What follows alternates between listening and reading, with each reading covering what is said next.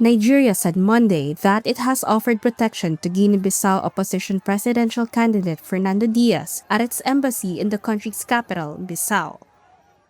The move comes after military officers seized power in the small West African nation last week, just one day before presidential election results were to be announced. Nigeria's offer came as the Economic Community of West African States, or ECOWAS, attempted to persuade the officers to stand down. At a meeting with the body on Monday, tempers flared as officials urged the soldiers to allow proclamation of the disputed presidential election results. That was according to a Reuters witness. ECOWAS also demanded the restoration of constitutional order in Guinea-Bissau and warned it could impose sanctions on the nation.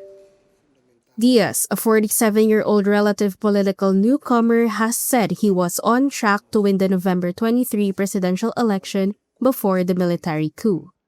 The opposition coalition backing him has also denounced the takeover. They said it is a desperate attempt by President Umaro Sissoco Embalo and his supporters to block the proclamation of election results that would have confirmed his defeat. Major General Orta Inta, the interim president installed by military officers, said the coup was necessary to stop a plot by, quote, narco-traffickers.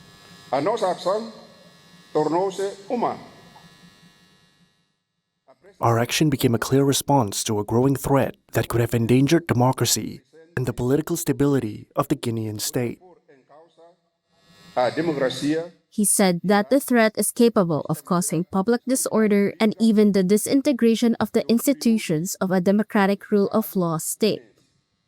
The military has tightened its grip on Guinea-Bissau, banning protests and strikes after hundreds took to the streets demanding the release of detained opposition leaders and the publication of election results. The latest coup reflects a continued pattern of instability in the nation, a major cocaine transport hub with a long history of military interventions in politics.